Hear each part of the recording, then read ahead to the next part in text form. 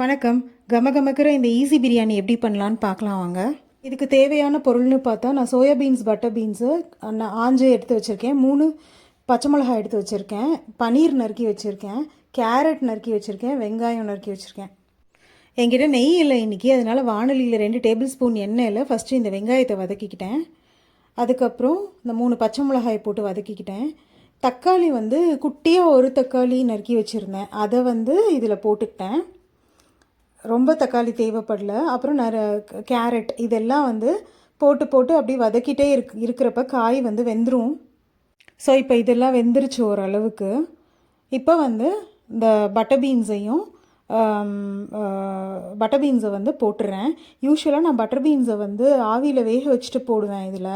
ஆனால் இன்றைக்கி வெளில போயிட்டு வந்ததுனால டைம் இல்லை, அதனால அதை அப்படியே தான் போட்டுட்டு தண்ணி ஊற்றி உப்பு போட்டு இதிலையே அப்படியே வேக வைக்க போகிறேன். ஸோ தேவையான அளவு தண்ணியும் உப்பும் போட்டாச்சு. லைட்டாக மூடி போட்டு வச்சுட்டா கொஞ்சம் நேரத்தில் வெந்துடும்.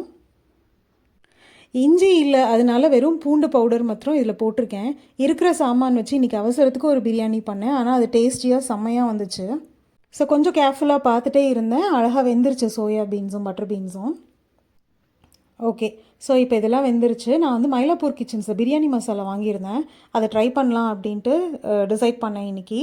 ஸோ கிட்டத்தட்ட அந்த பிரியாணி மசாலாவில் 2 டீஸ்பூன் அளவு ஃபுல்லாகவே போட்டேன். எஸ், 2, இது 1.5 டீஸ்பூன், இன்னொரு 1/2 டீஸ்பூன் நான் சேர்த்தேன், அது எடுக்க மறந்துட்டேன். ஸோ அதையும் போட்டுட்டு கடைசியாக இந்த பன்னீரையும் போட்டுட்டு எல்லாத்தையும் சுருள நல்லா வதக்கினேன். ஸோ பன்னீர் இப்போ கடைசியாக இந்த ஸ்டேஜில் சேர்த்தா போகிறோம். அதில் அந்த மசாலாவோட எசன்ஸு, உப்பு, காரம் எல்லாம் இறங்கிரும். முதலையே சேர்த்தோன்னா தண்ணி ஊற்றி வேக வைக்கிறப்ப குழன்னு ஒரு மாதிரி ஆகிடும், அது சரியாக வராது. அதனால கடைசியாக தான் பன்னீரை சேர்த்தேன். நல்லா ஒரு 3-4 நிமிஷம் வதக்கினோடனே எல்லாம் சுருண்டு நல்லா சுருள வதங்கிடுச்சு. முதலையே உதிராக சாதம் தனியாக வடித்து வச்சுருந்தேன், அதை இதில் போட்டு கலந்துட்டேன். ஸோ கட்டி இல்லாமல் இதை கொஞ்சம் உதிராக ஆக்கி நல்லா கிளறி விட்டுட்டா நல்லா கலந்துரும். ஸோ வெங்காயம் ஒரு குட்டி வெங்காயம் நறுக்கி தயிர் பச்சடி பண்ணேன், அதை இதோட தொட்டுட்டு சாப்பிட்டேன். இதிலே காய் இருக்கிறதுனால தொட்டுக்கிறதுக்கு வேறு எதுவும் தேவைப்படல. டேஸ்டியாக செம்மையாக இருந்துச்சு. நீங்களும் ட்ரை பண்ணி பார்த்துட்டு கமெண்ட்டில் சொல்லுங்கள். தேங்க்யூ, பாய் பாய்.